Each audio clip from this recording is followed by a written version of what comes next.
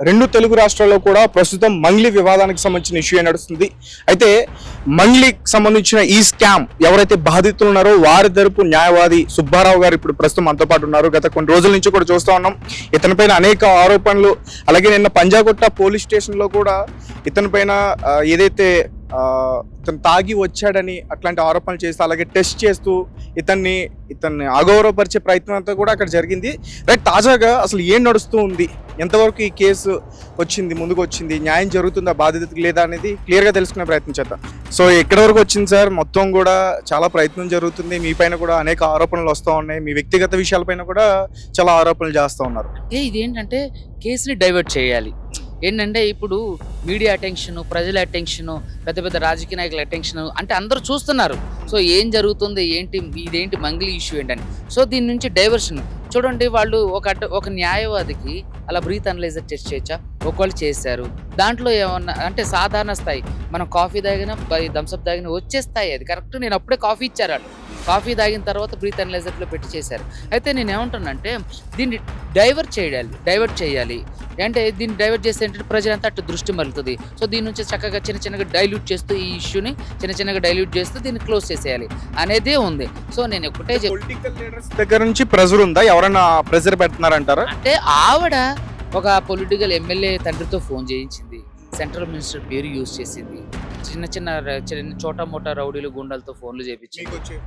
వచ్చాయి. తర్వాత మా ఉస్మాన్ యూనివర్సిటీలో నేను చదువుకున్న నాతో పాటు ఉన్నటువంటి బంజారా స్నేహితులతో ఫోన్ చేయించింది. ఇవన్నీ ఓకే వినకపోయేసరికి తర్వాత వేణు ఉడుగుల గారితో ఫోన్ చేయించింది. పాపం ఆయన మాకు అంటే ఇద్దరికి అనుకూలంగానే మాట్లాడాడు. ఆయన బాధితులకు న్యాయం చేయమని చెప్పారు పాపం వేణు ఉడుగుల సార్ కూడా. తర్వాత ఎవరైతే ఇప్పుడు మన పూజారి నాగేశ్వరరావు గారు ఉన్నారో ఆయన కూడా అదే చేస్తారు. అమ్మ నీ పేరు చెప్పి ఆడేవాడు దందా చేస్తాడు కాబట్టి ఆడి మీద కేసు పెట్టంటే నేను పెట్టను అంది. నేను కూడా అది అడిగా. మీరు రియాక్ట్ అయ్యేంత వరకు కూడా మంగ్లీ ముందుకు వచ్చి కేసు పెట్టలేదు. అసలు ఎప్పుడు కూడా మంగ్లీ తనంతరకు తానుగా నన్ను మొదటి నుంచి అప్రోచ్ అయినప్పటి నుంచి నేను చెప్పేది ఏంటంటే, నువ్వు లేవు అంటున్నావు కదా, సరే నువ్వు లేవు, నువ్వు విక్టిమ్వే, ఓకే, నీ పేరు చెప్పి డబ్బులు వసూలు చేస్తున్నటువంటి వ్యక్తి నీ మీద నువ్వు ఎందుకు కేసు పెట్టవు? ఇప్పుడు అడ్వకేట్ సుబ్బు గారు నన్ను 10 లక్షలు అడిగిండు, నన్ను మానసికంగా వేధించిండు, అది ఇదని చెప్పేసి ఎవరో ఒక అమ్మాయిని, ఆ అమ్మాయి కూడా బంజారా బిడ్డని, ఆ అమ్మాయి అంటే క్రష్ అని ఏంటంటే ఈ కేసుని డైవర్ట్ చేసే అంశాలు. సో ఏంటంటే ఇలాంటివన్నీ చెప్తే మళ్ళీ అటువైపు పరుగులు పెడతారు కదా జనం. బాగా చాలా మైండ్గా మాట్లాడుతుంది ఆ అమ్మాయి. సో ఎవడైతే మరి ఇన్ని చేసి అడ్వకేట్ సుబ్బు మీద కంప్లైంట్ ఇవ్వడానికి వెళ్ళి నువ్వు మరి నీ పేరు చెప్పి 100 కోట్ల స్కాములు చేసినోడి మీద ఎందుకు ఎఫ్ఐఆర్ చేస్తలేవు? అదేవిధంగా అడ్వకేట్ సుబ్బు నన్ను 10 లక్షలు అడిగిండు అని అన్నాను అంతే.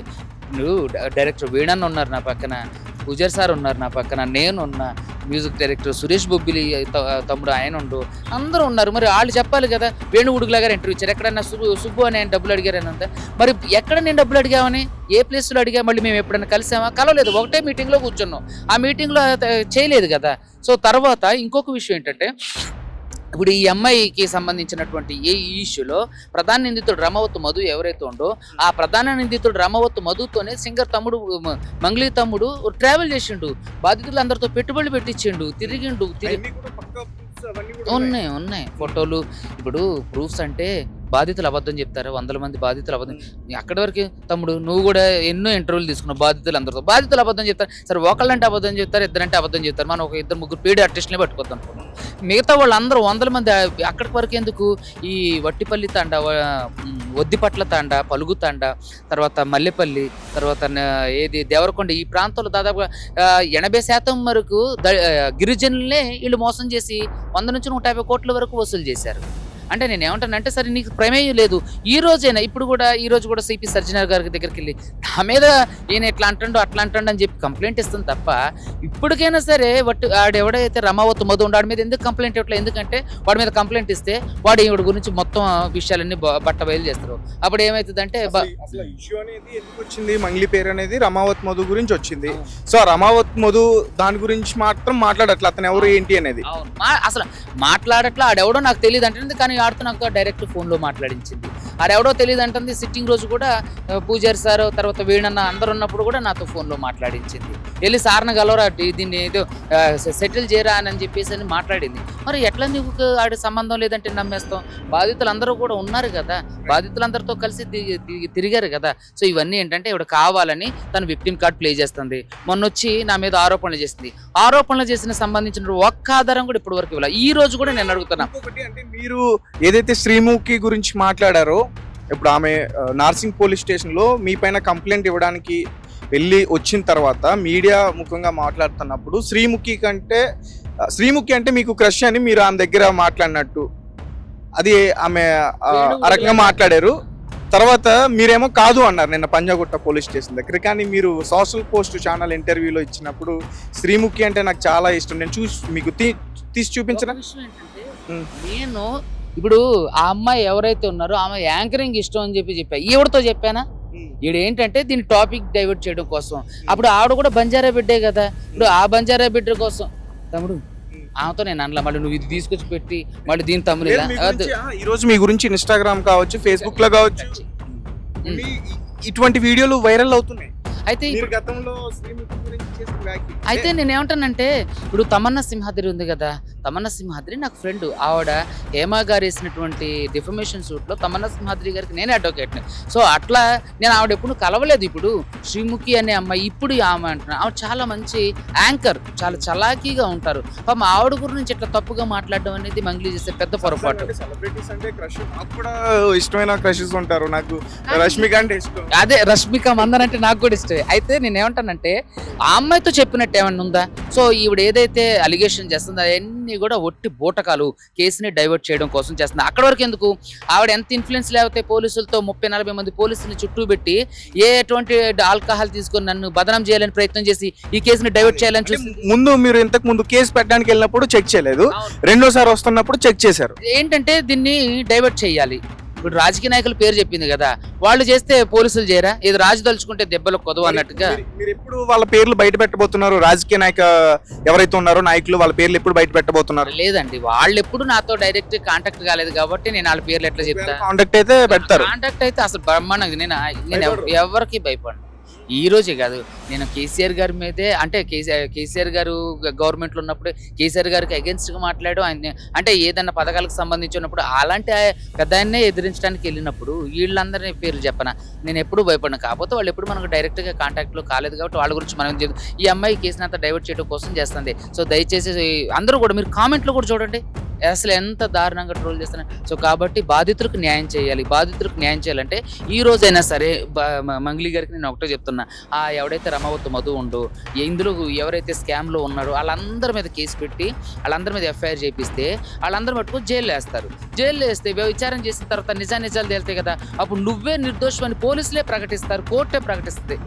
అంటే ఇప్పుడు మంగ్లీ ఒక బంజారా వర్గానికి సంబంధించిన మహిళ అయితే బంజారా బిడ్డ మోసం చేయదు, ఇటువంటి వ్యాఖ్యలు కూడా ఆమె చేయటం, అలాగే ఆమె పైన కూడా చాలా మంది కొన్ని ఆమెకి తగ్గ పాజిటివ్గా వీడియోస్ చేస్తున్నారు అట్లా చేయరు అని చెప్పేసి. కాకపోతే మీరు ఒక విషయం చెప్పండి, నిన్ను కూడా అన్నారు, ఇప్పుడు బాధితుల్లో బంజారాకు సంబంధించిన వాళ్ళు ఎవరైనా ఉన్నారా? దాదాపు ఇప్పుడున్న వాళ్ళు నిన్న వెళ్ళిపోయారు. నిన్న వచ్చారు, వాళ్ళు ఇంటర్వ్యూలో మాట్లాడారు. 80% బంజారాలే ఉన్నారు. ఈ ఎవరైతే రమావత్ మధు, సింగర్ మంగ్లీల తమ్ముడు శివ ఎవరైతే ఉందో వీళ్ళందరిలో మోసం చేసిన వాళ్ళు 80% వాళ్ళు బంజారాలే ఉన్నారు.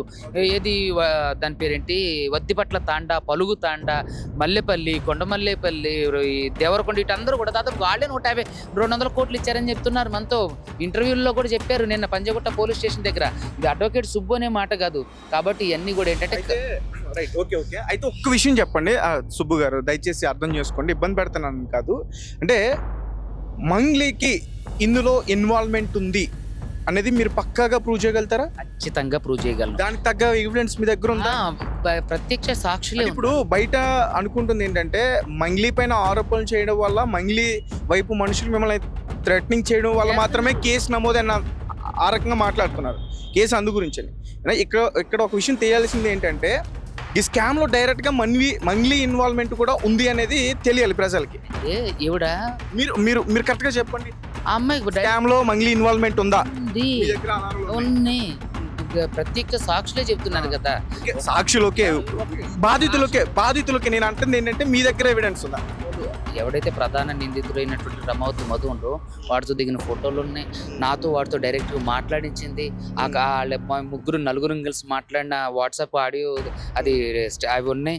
తర్వాత నాతో ఏదైతే సెటిల్మెంట్ కూర్చోబెట్టిన రోజు ఉందో వాడితో మాట్లాడించింది కూడా ఉంది. ఆమె ఫోన్లో నుంచి ఫోన్ చేసి రమావతి మధు ఎవరో అది బెంగళూరు కర్ణాటకలో ఒక ఆయన ఆర్మీ ఆఫీసర్ చనిపోతే మంగ్లీ వెళ్ళి ఆయనకు డబ్బులు కూడా ఇచ్చి వచ్చినప్పుడు వీళ్ళే వెహికల్ అరేంజ్ చేసి పంపించారు. ఇవన్నీ ఆధారాలు ఉన్నాయి. ఇంకొక విషయం ఏంటంటే ఐ విట్నెస్ కంటే గొప్ప ఆధారాలు ఏవి ఉండవు సో కోర్టులో. సో కాబట్టి ఖచ్చితంగా ఈ కేసులు గెలుస్తుంది. ఇంకొక విషయం అంటే ఆల్రెడీ మీ పైన నిన్న ఎవరైతే పంజాగుట్ట పోలీస్ స్టేషన్లో సిఏ అతని పేరు నాకు గుర్తులేదు, సో అతను మీకు బ్రీత్ అనలైజర్ చేశారు కదా, టెస్ట్ చేశారు కదా, సో అలా మీ పైన చేయడం వల్ల హైకోర్టులో ఆర్డర్స్ వచ్చి అతన్ని సస్పెండ్ చేస్తున్నట్లు, ఇది నిజమా? అయితే హైకోర్టులో అడ్వకేట్లు అందరూ కూడా రేపు స్ట్రైక్ చేయబోతున్నారు. తర్వాత బార్ అసోసియేషన్ ప్రెసిడెంట్ కంప్లైంట్ చేయబోతున్నారు. ఇతను అంటే తప్పుగా ఒక అడ్వకేట్ మీద అనుచితంగా 30-40 మంది పోలీసులు పెట్టి నిజంగా సిఐ గారు చేసింది చాలా తప్పు. నాకు నిజంగా ఒకవేళ నేను తాగని వ్యక్తిని, నేను నాన్ ఆల్కహాలిక్ని కాబట్టి సరిపోయింది. అదే తాగి ఒకవేళ నిజంగా ఉంటే ఈ కేసు ఎంత దారుణంగా డీవియేషన్ చేసేవాళ్ళు, దానికి కారణం సిఐ గారే అయ్యేవాళ్ళు కదా. బాధితుల తరపున ఖచ్చితంగా వకాలత తీసుకోవాలి, కానీ దయచేసి పోలీసులు ఇలా ప్రవర్తించడం తప్పు. 27 పాయింట్ నార్మల్ కదా. కాఫీ తాగినా నేను అప్పుడే చెప్పా, కాఫీ తాగే వచ్చాం మేమందరం, బాధితులందరం కూడా. ముందు రోజు మీరేం డ్రింక్ చేయలేదు అక్కడ. నేను సుబ్బు గారికి ఆల్కహాల్ అలవాటు లేదు. నాన్ ఆల్కహాలిక్ నేను నిజంగా చాలా మంది వరకు నమ్మరు. నా కుటుంబం నేను వచ్చినటువంటి విధానం అలాంటిది కాదు.